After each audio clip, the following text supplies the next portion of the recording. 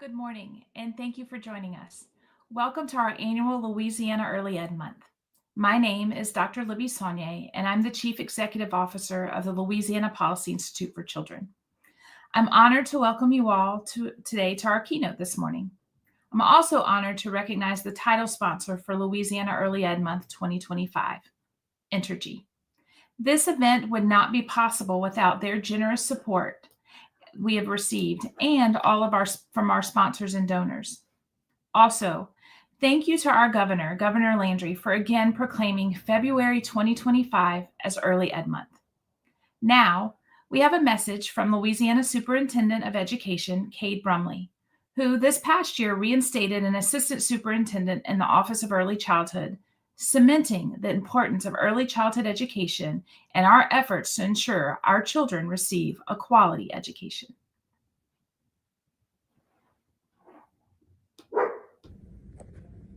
Cade Brumley, Louisiana State Superintendent of Education.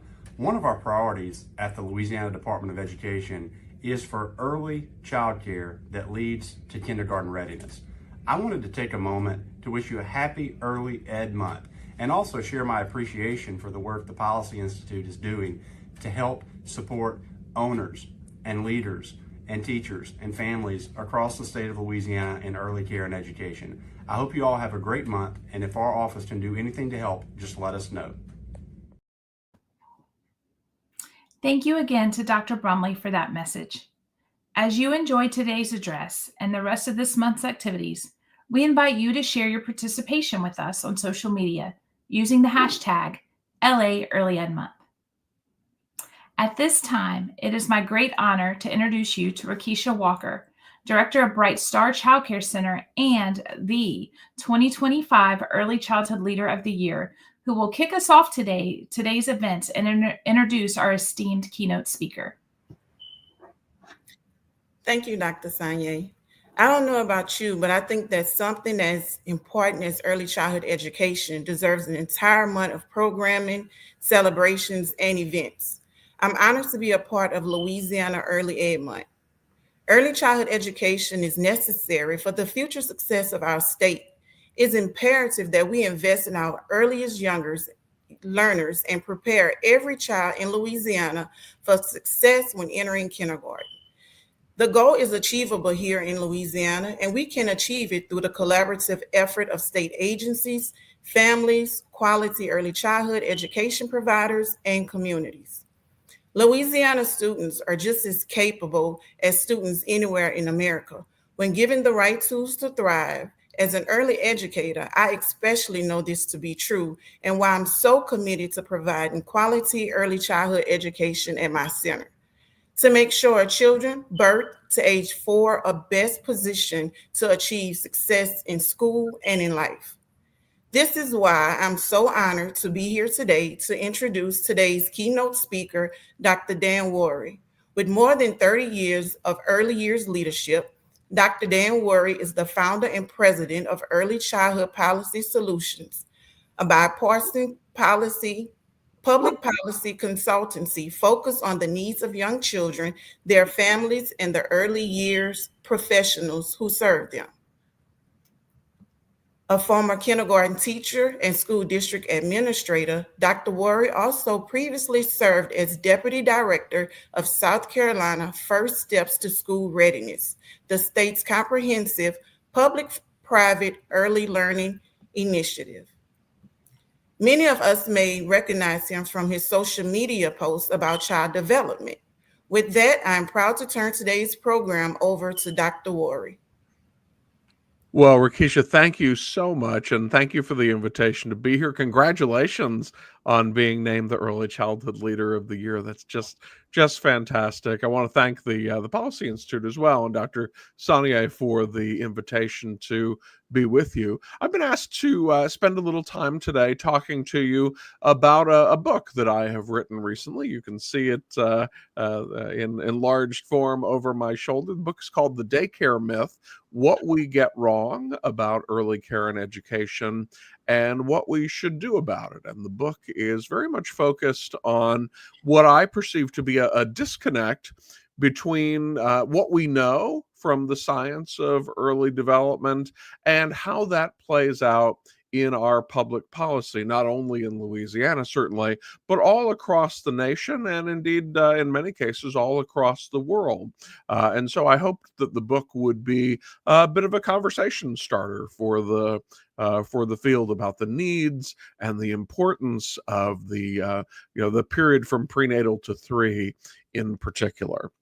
I want to start our conversation today in maybe a non-traditional place for a conversation around childcare policy, and that is with the food pyramid. Those of you who are of a certain age may remember the food pyramid. I think of it as being a very contemporary reference, but it's actually 33 years ago now that the USDA, the U.S. Department of Agriculture, helped to put forward this guide. And you may recall, if you were around at that time, that in 1992 there was a lot of media coverage about concern that the nation was lapsing into an obesity epidemic at the time. And so the Department of Agriculture took it upon themselves to put forward this pyramid to really help in graphic form to give some guidance on the ideal American diet. And I think,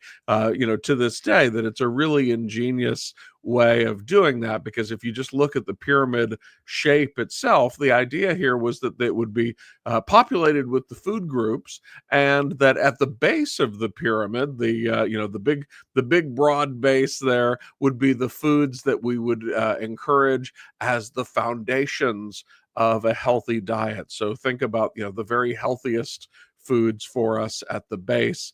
At the peak of the pyramid, that tippy top, really then just the opposite, right? Those are foods that maybe we eat very sparingly, if at all. And then the other beauty of this graphic is not only is the base sort of the base of the diet, but the big broad part of the base depicts how much of things that the USDA was suggesting that maybe we eat. In this case, 6 to 11 servings per day. In that base group. And so before we go on, I want to encourage you. I'm going to click over to the comments and take a peek, but would love to hear your thoughts, thinking about the base in particular, knowing what you know about a healthy diet. What are the food groups that you would put at the base of that pyramid, the very healthiest foods for you to eat? And I'll give you just 5 or 10 seconds here to venture a guess in the chat. I see veggies.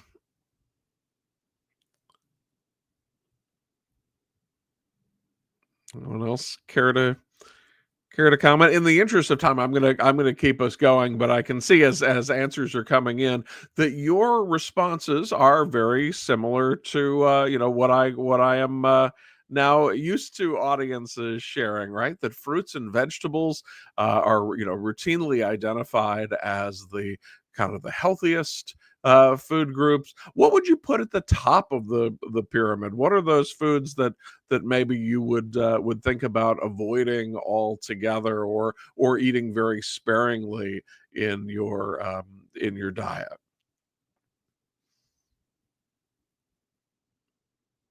And now I'm realizing it's going to be hard in the comments. We're gonna have both going on at the same time. I see sugars. Sugars, grains, carbohydrates, all in the sugar and carbs at the top. All right, so it looks like we've got a pretty good consensus here that the base of the pyramid ideally is populated by fruits and vegetables, and that that sugars and simple carbohydrates in particular might be there at that tippy top. Well, let me show you what the USDA actually put forward in 1992.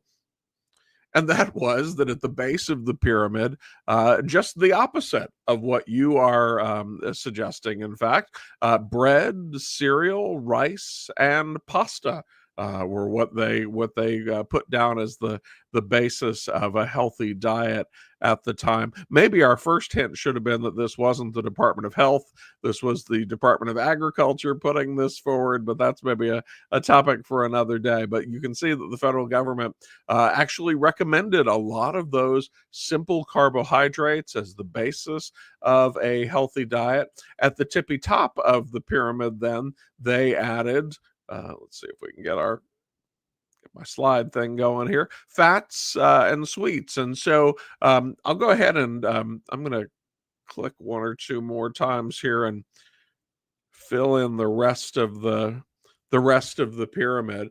But you can see that's sort of how things shook out in 1992. And interestingly enough, the food pyramid set off what became a multi-billion-dollar industry that sort of boiled down to the idea that fat was bad and that carbohydrates were good. Now, we know now, as they knew then, that there are, many shades of gray here, right? That there are carbohydrates that are very fast processing in the body, others that are slower. The same thing with fats. We know, for example, that saturated fats are not a great thing for us, but that there are actually unsaturated fats, things like the fats found in olive oil and avocado, almonds, salmon, for example, that are actually not only good for us, but that rather than unsaturated fats, we've taken to calling them heart healthy fats even. So this is where we were in 1992. Now, I don't know about you, but as based on your answers, I would guess that you may find this a little puzzling as well. Indeed, it's difficult to imagine here in the year 2025 that you would sit down with a credible nutritionist who said to you, if you really want to keep your weight in check, the way to do that would be 11 bowls of pasta a day. And yeah, that was the guidance in 1992. In 2008, we had a revision. Harvard's T.H. Chan School of Public Health saw fit to issue a revision to the food pyramid. I know this is probably a little bit difficult to see on your screen, but I'll walk you through sort of the important points here. Two important points maybe to make about this revised version from 2008. First, you'll see, if you can read that text, that they've added a new layer to the base that is focused on sort of lifestyle and behavioral choices, portion control, daily exercise, weight control. But if you sort of disregard for a moment that newly configured base level and look one layer up, what you'll notice is that Harvard not only changed the food pyramid, they literally inverted it, taking the things that were originally recommended as the very healthiest foods for us and moving many of those foods right up to the tippy top of the pyramid. You'll see that refined grains and white bread and rice and pasta, all of those things that were at the base of the pyramid in 1992 are now at its very tippy top, whereas healthy fats, in particular, the unsaturated fats that we were talking about, have moved down to the base. So very much the opposite of where we were in 1992. That may be a strange way to open up a conversation around children, but it's something that has stuck with me for a long time, and I found it sort of a useful framing device for this book around this question, which I think is a little bit terrifying, and that question is, where else might we be getting things sort of boldly and catastrophically wrong in our public policy? Where are the places that 30 years from now we might look back at the year 2025 and say, boy, I find it hard to believe that we even thought that way at the time. And my argument for you today and in the book is that the greatest mismatch in all of public policy at this point is the mismatch between what we know about the science of early development and how we actually translate that into the lives of infants and toddlers and young children. The book is premised on multiple different misunderstandings. You may know that as we talk about the field of childcare in particular, um, that that we are frequently in thinking about sort of various different states of crisis.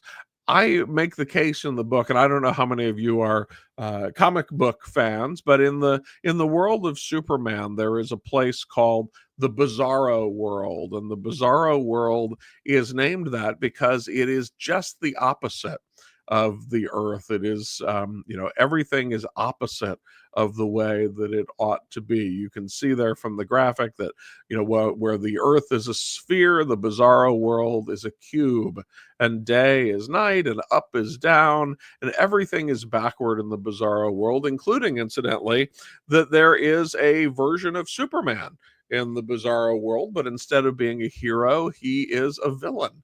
The Bizarro World is backward. And the case that this book makes is that we have created a Bizarro world for children. And let me give you a couple of examples. During precisely the time that we know that young children most need stable, nurturing, loving interactions, with their most important caregivers, ours is a country in which 1 in 4 women have to return to work within 2 weeks. 2 weeks after giving birth, that in a way that may well interrupt that secure attachment. Now, the good news is that certainly that's not the case for all American women. Many, work in fields that have much more generous forms of paid family leave. But if you were a cashier at a fast food restaurant, for example, chances are good that you're not going to be taking a month or 2 months or 3 months off at the time of the birth of your new child. Your work simply won't permit it. We know that those who are charged with the co-construction of young children's brains are currently paid less, and increasingly since COVID, substantially less than those that we employ to hand French fries through a window. That parents pay more for infant care than for in-state college tuition. That our public policy may, in some cases, actually serve to undermine rather than to promote the stability of families and providers, often with all the best intentions, just not taking into account some of the unintended consequences of those policies. And very importantly, then, that we are living in a world where taxpayers, whether they have young children or not, are doomed to sort of endlessly underwrite the long-term costs of our inaction, rather than the relatively lower costs of investing wisely and getting things right for young children in the first place. And so I mentioned that we, if you look at the press, in particular in the childcare field, you see, all of these crises referenced. That we have a crisis of access, we have an affordability crisis, we have a staffing crisis, a compensation crisis. And the book makes the case that these are all sort of fundamentally symptoms of a much larger crisis, and that is just a crisis of understanding.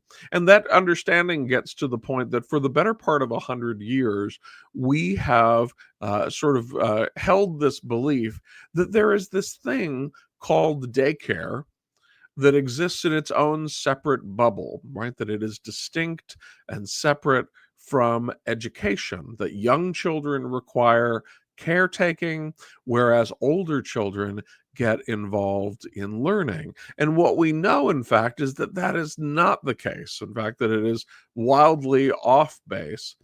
We should know, as we go into this conversation as well, just why and how we have invested in this country in early childhood and in childcare. That you may know that the very first ever investments in childcare came in the mid 1930s as part of President Franklin Delano Roosevelt's New Deal. It was designed to bring the country out of the Great Depression.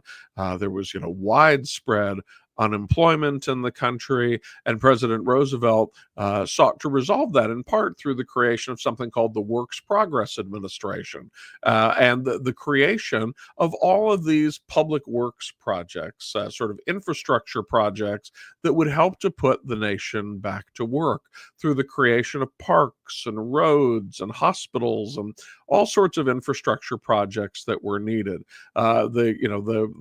The structure definitely did its job in terms of getting adults back into the workforce, but in doing so, we needed a place for the children. And so the emergency nursery school program was first created in 1935 as really not so much a benefit to children as much as it was a tool to help increase the workforce participation of adults. That's very much the case still to this day. Our current child development, our CCDBG, our child development block grants in the country are very much the result of welfare to work reforms in the mid 90s. And so, a question that the book poses, that I would pose to you today, is whether our nation's investments in children are really investments in children, that they are, in fact, in many cases, much more designed as investments in the workforce participation of adults, which is a noble goal unto itself, by the way, not something to be discouraged, but it is time that we were honest about what we're investing in, and that we learn to sort of walk and chew gum at the same time, right? That we need policies that, yes, support the workforce participation of adults, but are also very much designed to support the optimal development of children. And that is a place that we aren't necessarily. This is a graphic that sort of gets to the heart of why. If you've been in the field for any length of time, I suspect you've seen this. It comes from a very important kind of groundbreaking research summary called Neurons to Neighborhoods. It came out in the late 1990s. But what this shows is sort of a timeline of the major neural connections in the brain and when those are wired metaphorically. And what you'll see if you pay attention in particular to this pink box in the middle, which represents the first year of life. It's sort of a zoom in on that timeline around the first year. And what you'll see is that the cognitive wiring around our senses, our ability to use language, our higher cognitive functions, not only is critically developed during that first 12 months of life, but that each of those curves find themselves in a relatively steep decline by the end of the first year, certainly in decline well before children ever set foot in a public school kindergarten classroom. And so the question is, how do we optimize this development? Well, the development of those neural connections is very much dependent on nurturing, as I mentioned, stable, loving interactions, and very much dependent on face-to-face interactions with these highly engaged adults, our parents, and certainly the early childhood workforce for children that are cared for outside of the home. And when things go right, it looks a little bit like this.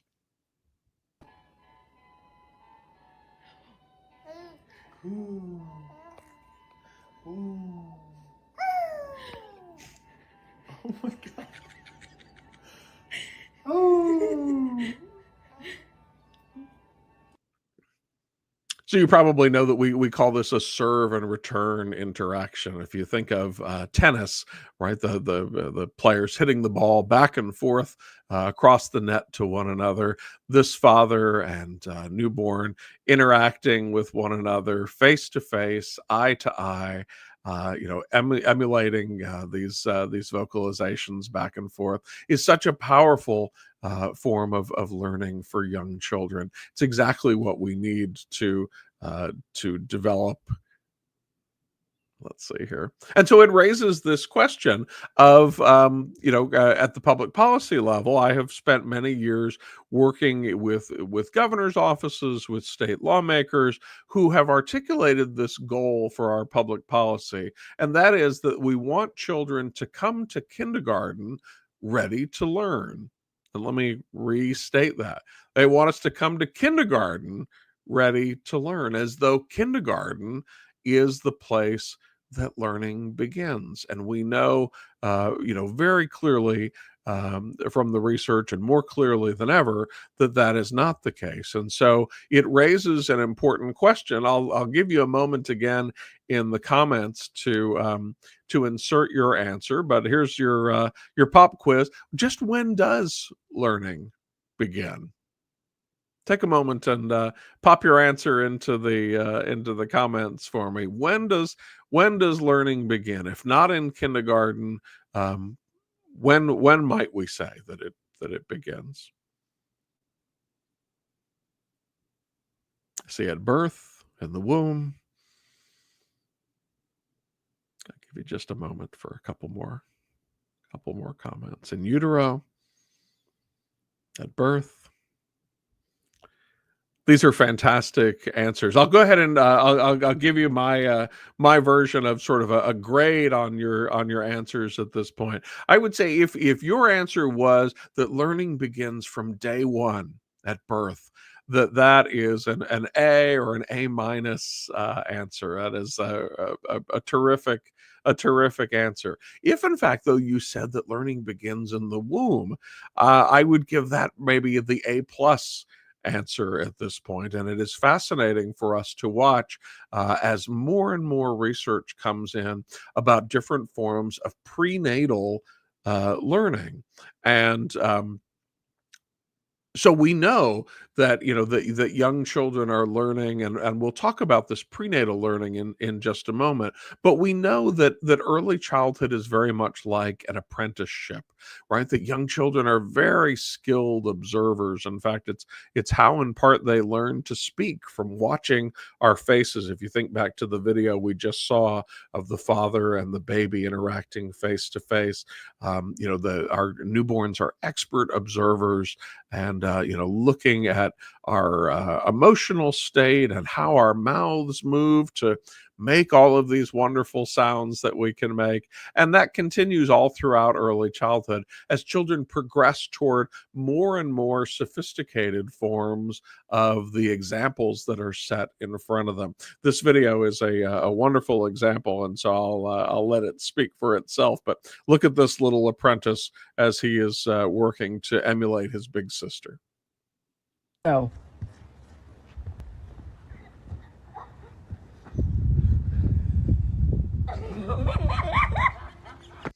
Isn't that fantastic? All right. Well, in the interest of time, because I know we only have a little, Neil, I'm gonna advance past. There's another video here, but I think I'm gonna advance past it just so that we can save some time for Q&A. So why don't we move past? There we go.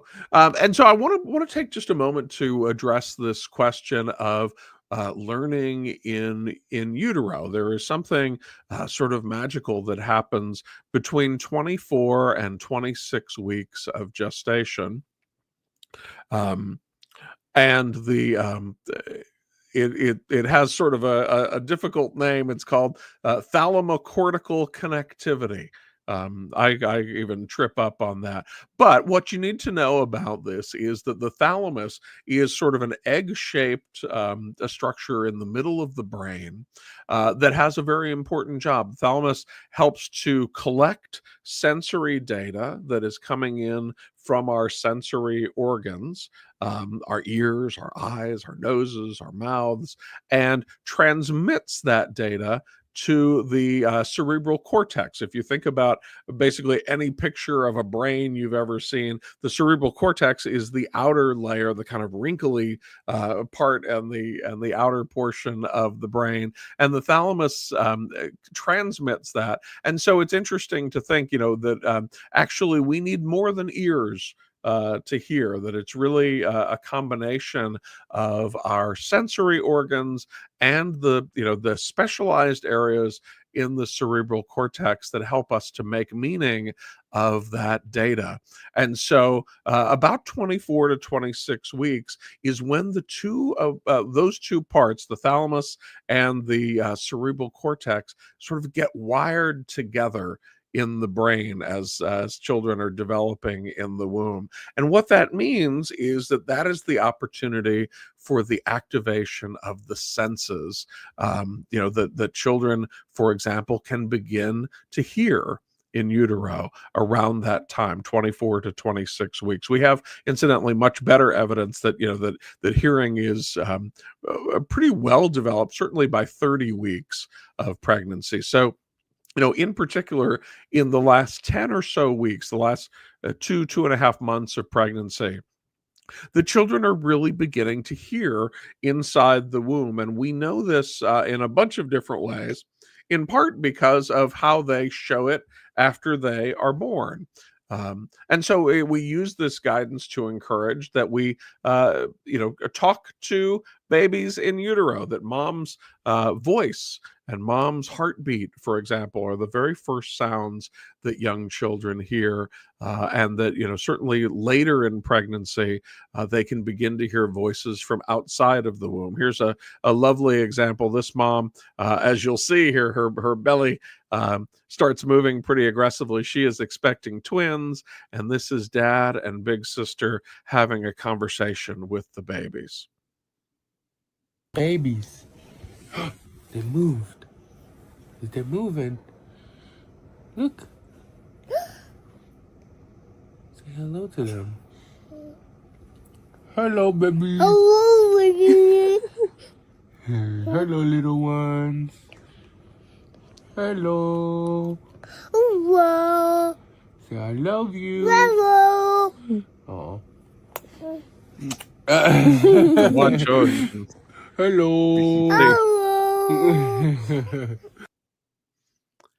So, as children begin, we have evidence that, as in even the minutes after they are born, that they show recognition of the voices to which they have been exposed. But it's more than just voices. It's interesting. There's some fascinating research that suggests that text passages and that music that is played to them in utero are also things that they recognize in the hours and days immediately following birth. In the book, I sort of boil all of this down to what I call the 3 simple truths of early development. One, that learning begins in utero and never stops.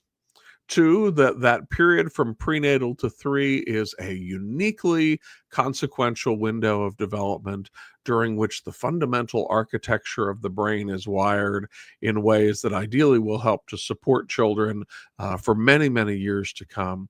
And 3, that the optimal development of the brain during this time is highly dependent on stable, nurturing relationships with engaged adults. Well, what does that mean for our public policy? Those are all things that are pretty well accepted in the field of early childhood at this point, but the implications are huge and very much at odds with the way that we sometimes treat young children in practice. The implication, for one, is that all environments are learning environments. And let me circle back to that daycare myth title of the book. The very first chapter of the book is called Daycare Doesn't Exist. And what I mean by that is that this concept that we have held, that it is just sort of a safe, warm place where children can be tended to, but that is different from an educational setting,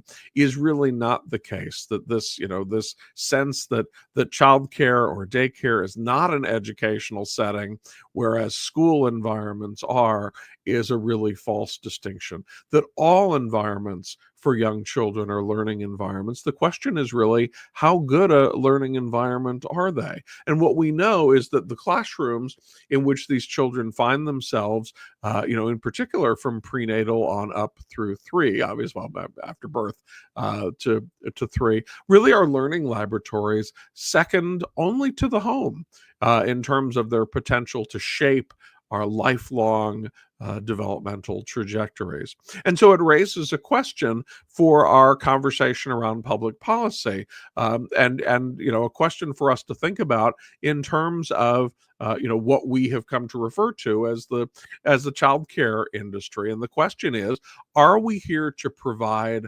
care and supervision, or are we in the business of optimizing human development? And the way we answer that question has some very big implications. It has implications for who is well qualified to serve as a teacher, and how do we compensate those teachers. I mentioned early on in the slides, but no surprise, I'm sure, to many of you, the median wage for teachers in our childcare settings is $13.22 an hour, or 59 cents an hour, according to the Bureau of Labor Statistics, less than we pay dog walkers in this country. It is a real expression of how we see childcare, and I am here to encourage us to see it as one of the most important settings in all of human development. Why does this matter? Well, there is I know on this call, I'm certainly preaching to the choir, as we say here in the South, but at a public policy level, this makes a lot of difference. This is an excerpt from an editorial that was published about a year and a half, 2 years ago now, in the Las Vegas Review Journal. I know that the text is small; you don't need to read it all, but the point that they're making here is childcare is in crisis, and the reason for that is that we simply have over-regulated it. And so they are making the case that what we really need to do is just remove any regulations other than those that relate to the basic health and safety of the children involved, which is a tragic direction for us to be headed from a public policy standpoint, based on what we know about the importance of the early years and the developmental opportunities that we have for children during that time.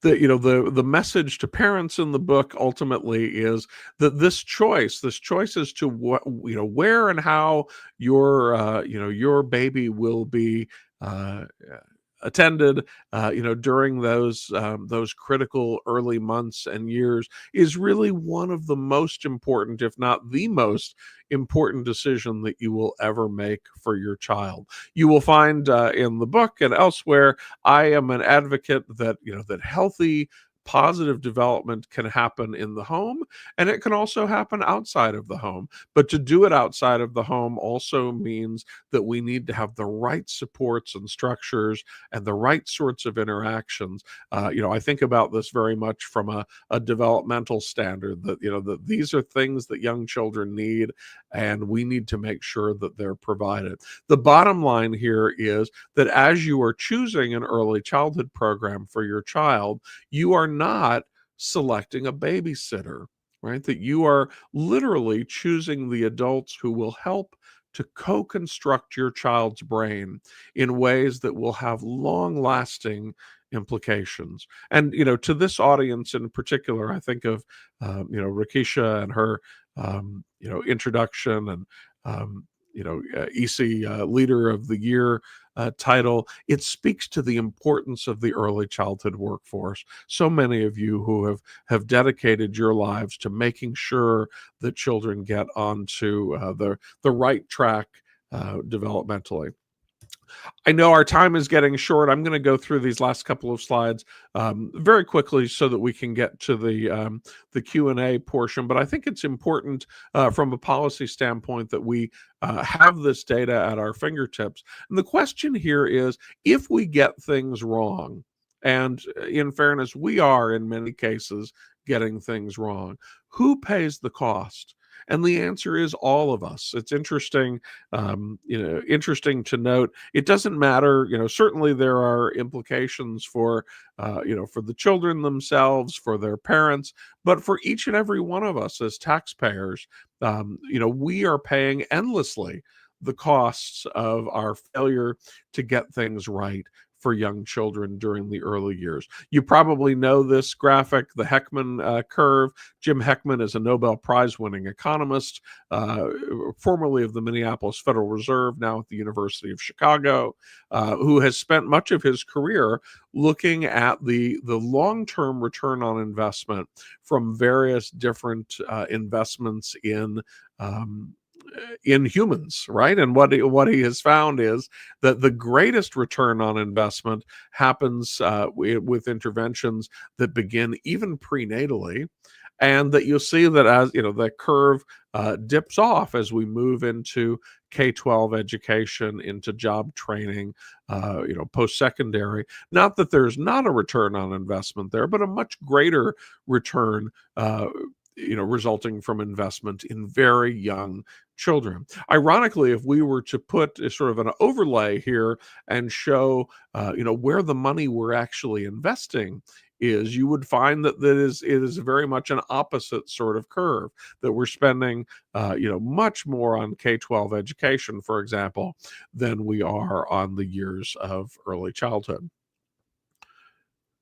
We know from a taxpayer standpoint that this is important because these investments have been shown over, a period of time and over study after study that early childhood investments help to decrease all of the things that we would like to see less of, and they help to improve the things that we'd like to see more of, that they decrease a need for remediation and grade level retention and special ed placements in our K-12 system.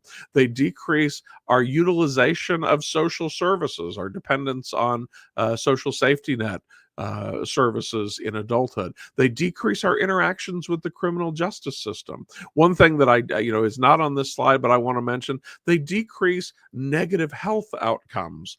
Many states, I'm sure Louisiana is in a similar situation. My home state of South Carolina has been struggling for many years over the spiraling costs of Medicaid, that it's taking up well over half of the state budget. If we could mitigate against some of these negative health outcomes later in life, that would be worth its weight in gold. And yet we know that early childhood investments can help to do that. At the same time, they improve all of the things that you see at the bottom of the screen: long-term academic achievement, health outcomes, as I mentioned, stable marriages, tax-paying ability. There's such a compelling case for doing this. As Heckman looked at this, he has equated this to a 13.1% annual return on investment for taxpayers in those programs serving the youngest children, beginning prenatally. If you look at the chart on the left, just as a means of comparison, that is the 5, 10, 20, and 30-year rate of return here recently for the Standard & Poor's 500, the S&P 500, which is a stock index of some of our largest companies. And you'll see that, with the exception of the 10-year return, which it also beats, by the way, that in the 5, 20, and 30-year, Heckman's estimate here of the annual return from early childhood programs comes awfully close to doubling the Standard & Poor's 500. It's an investment that if your financial advisor came to you and offered, you'd be crazy to turn down. And yet we are turning it down at scale as taxpayers.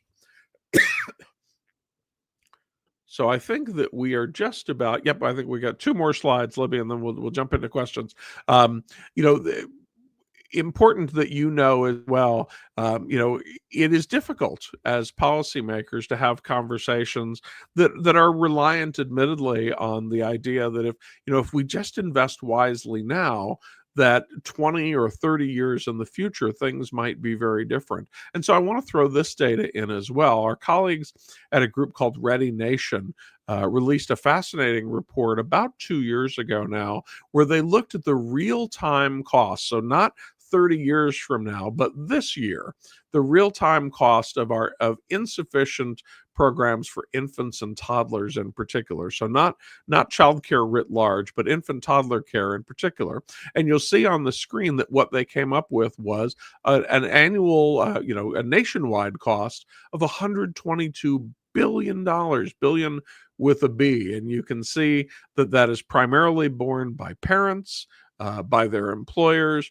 And when parents aren't making the money that they would otherwise be making, when businesses are not as productive and as profitable as they might otherwise be because of the challenges that their employees are facing in this space, then taxpayers end up footing the bill for more of that burden than they might reasonably be asked to otherwise.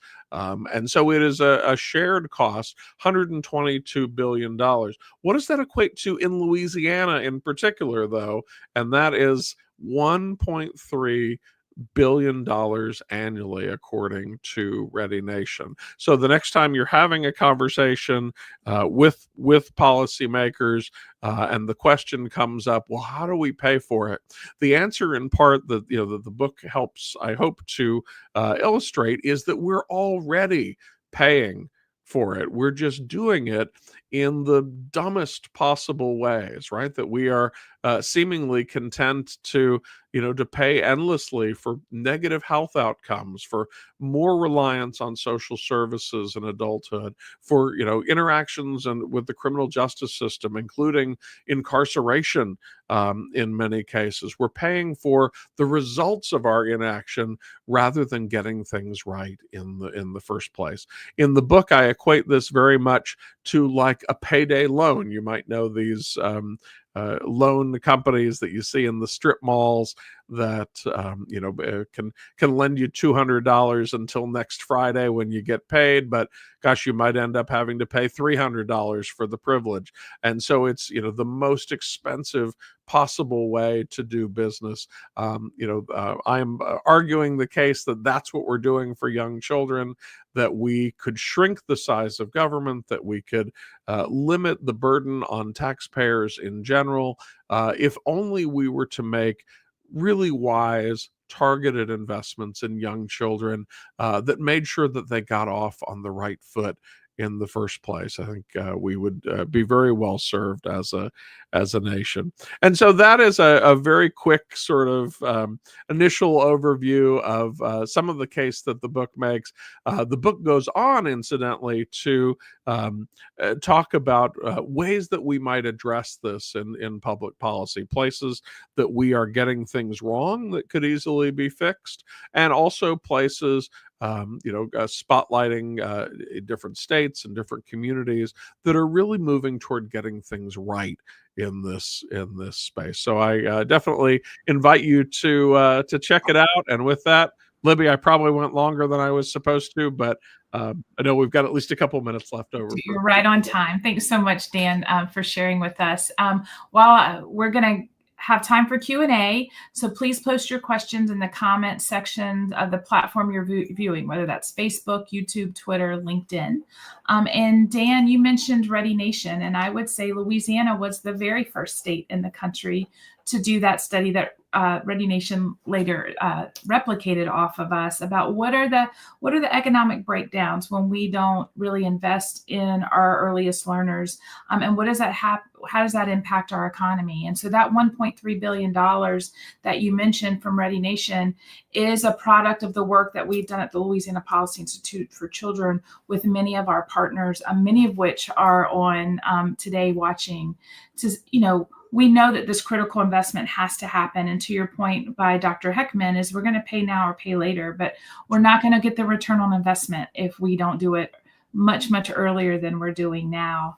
And as people are starting to think about questions, I got some just texted to me from friends. And one of them was, what do you think are the first steps we should take to improve our early learning system if we're That's thinking about a great question. The book actually outlines a whole collection of them. But one of the things I think, for an audience that is probably pretty early childhood centered, to the title of the book and to some of the some of the early conversation in the slides here, I do think it's important that we reframe some of the language that we are using. I think it's clear that that not all of the public and not all policymakers really get just how important these settings are, and in part, our prioritization or lack thereof of these settings is reflected, not only in the wages that the staff are paid,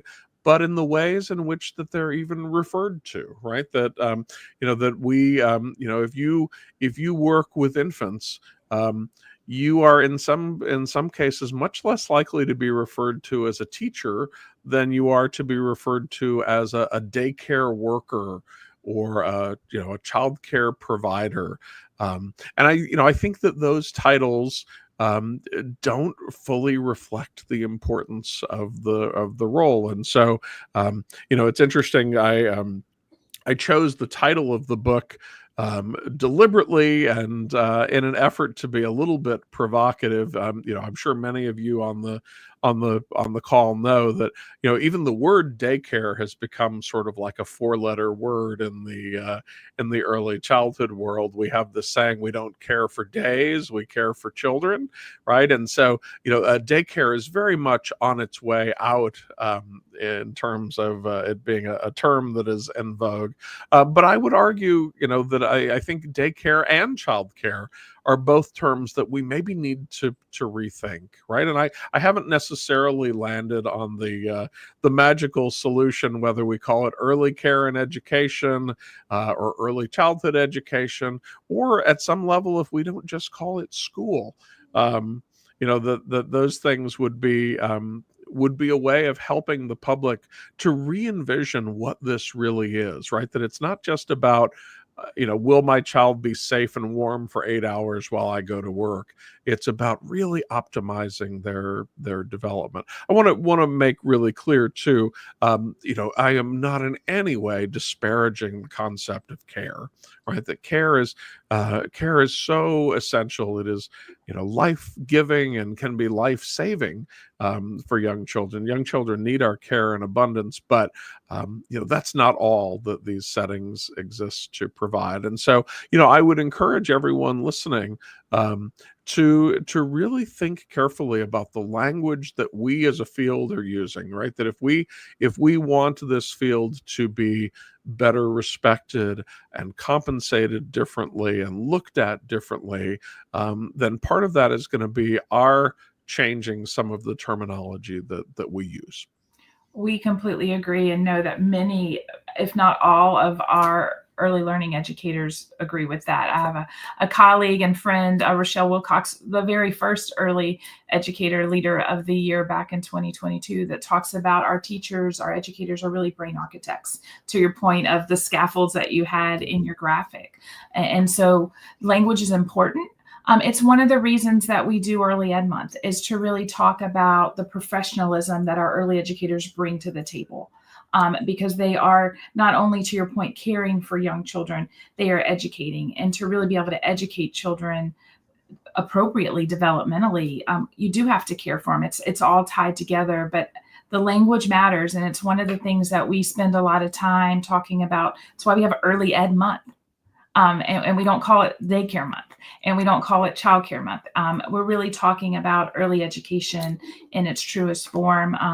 And so just important just as one more caveat here. I think where I have experienced, even in talking about the book, pushback on this concept of school, or that these are educational settings, is that there are some very well-founded concerns, as many in the field know, that over a period of years we have seen curriculum sort of pushed down from the elementary grades, that what maybe used to be second grade content is now expected of kindergartners or pre-K students. And so I think it's important to be abundantly clear. What I am advocating here is not an extension of the public school system to infancy, is not a way of turning infant toddler care into some sort of highly didactic Drill and kill. kill and drill we're not at all suggesting that that this entails teaching babies to read with flashcards, but what I do think is important is in the same way that we can think about first grade and graduate school both falling under the very broad umbrella of being educational, even though the way that we instruct and work with children and and learners, I guess in this case, at those two very different ages also looks very different. That in my mind, there's no reason that we can't envision even programs for infants and toddlers under that broad umbrella of education, while still recognizing that what we're talking about is providing nurturing, caring, and highly developmentally appropriate sorts of practices for those kids. Absolutely. We were just having a conversation with colleagues this week about it's not pushing K-12 down to our early learning, early ed space. It's really about how you scaffold up and making sure that those developmentally appropriate practices are in place, but also the real scope and sequence of development, which as an infant toddler specialist, and Dan and I share a deep, deep love of infants. They are just the coolest human beings on the planet. And to see how they absorb language and sound and just all the wonderful things that the world has to put in them and how they interact with that. Our early learning educators are really helping children develop and develop a love of learning, because that the serve and return, the consequences, good and bad, if something happens, is so exciting. If you were thinking about like who's leading in this space nationally, if we're really thinking about this early education piece, who would you say is leading nationally in our country? That's a great question, and I for having spent a number of years leading the bipartisan early childhood work at the Hunt Institute, want to say really clearly, there are a couple of states that I think have taken very bold steps recently. New Mexico, for example, has passed a constitutional amendment that enshrines, well in excess of $100 million new dollars in early childhood funding each year. Vermont, for example, has maybe taken things even a step further.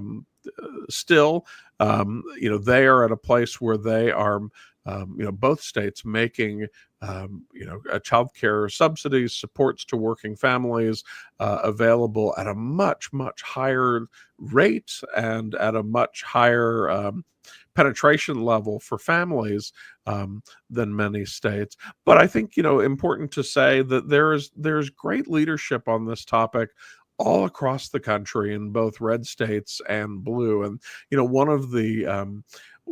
one of the real goals, Libby, that I set out with in writing this book, coming from that very bipartisan perspective and having had the the privilege to work in both kind of the reddest of the red and the bluest of the blue states, is that I've endeavored to make this book one that no matter who you are, no matter where you are geographically, no matter where you might find yourself on the political spectrum, that you will pick up this book and find a compelling argument. I think that there are, really strong cases to be made from both a progressive and a deeply conservative perspective as to why this makes sense for our country. And so it's exciting to note that there are amazing glimmers of leadership happening in states. And I would be remiss if I didn't tell you that Louisiana is one of them. And to thank you for, all of the amazing work. I mean, Louisiana's school readiness tax credits, for example, have been emulated all across the country. I know the work, that you have done on, dedicating, sports betting revenues into this. Whether other states want to follow exactly those examples or not, the lesson that I have shared with policymakers around the country is that where there's a will, there's a way. Right? It doesn't necessarily have to, the way Vermont did it.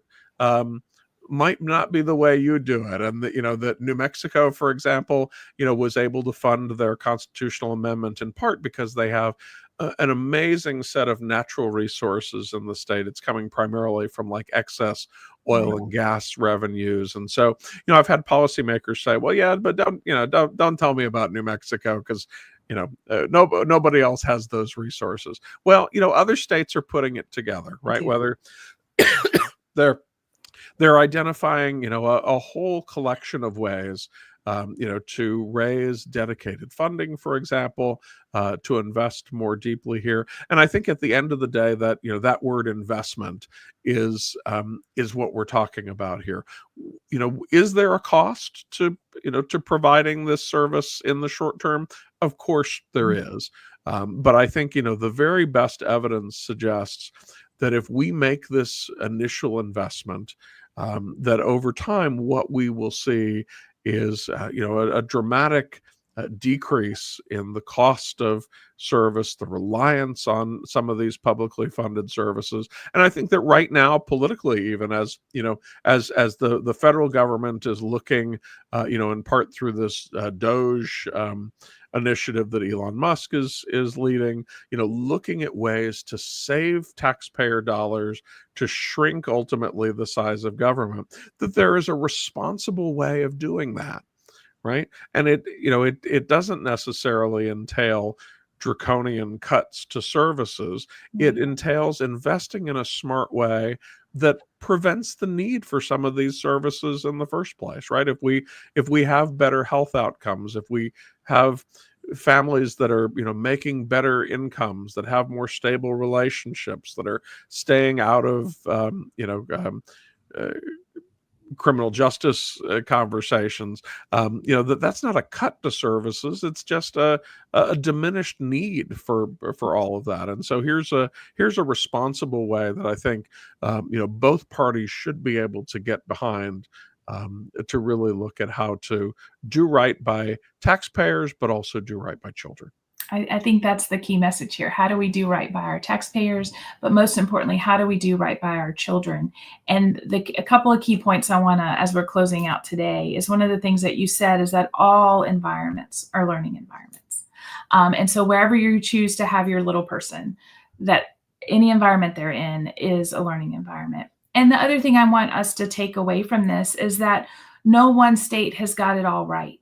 And we're all learning together, and we're learning from each other, just like we would do in any early learning center and how little people learn from adults. Dan, I can't thank you enough for joining us today as our keynote as we kick off Early Ed Month. Thank you to everybody that took time out of their busy schedule today for joining us on today's program and subsequent discussions. We are looking forward to a month full of virtual programming for Early Ed Month. And throughout the month, we are hosting regional events for elected officials and business leaders with United Ways and others across the state. And so I want to share with you some of our upcoming events. We have on Friday, February 14th, the Day of Love. We invite you to show some love by participating in our Social Media Day of Action.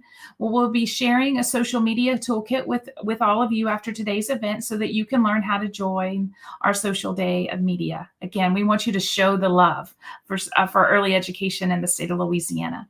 And then on Tuesday, February 18th at 11 a.m., we will invite you to join us at the Policy Institute and parents as we discuss our annual parent poll survey findings that focus on childcare arrangements of Louisiana families, including their needs and experiences related to early childcare and education. And then on Thursday, February 20th at 6 p.m., we invite all of our parents and guardians or anyone who wants to learn how to advocate for Louisiana's youngest learners to join us as our Louisiana Early Ed Month parent advocacy training that we're doing with Save the Children Action Network is happening. So please join us. And then I'd also like to thank all of our Early Ed Month sponsors. We could not pull off a month of events without each of you for your endless support. You allow us to continue to advance policies to ensure that Louisiana's youngest children are not only successful in school, but in life, because fundamentally we know this: for us to have a stronger Louisiana, we have to have successful children. So for more details on how to tune in to any of this month's programming or to learn more about early childhood education in our state in Louisiana, please follow us on social media at Policy Institute LA or visit our website, policyinstitutela.org. Again, thank you for joining us today. Thank you, Dan, for your tremendous insight that giving to our state. And we look forward to working with everybody throughout Early Ed Month as we go into our Louisiana legislative season in April, and every day, all day, making sure that children and their families are at the forefront of our mind. Because again, to have a stronger Louisiana, we have to have successful children. Thank you.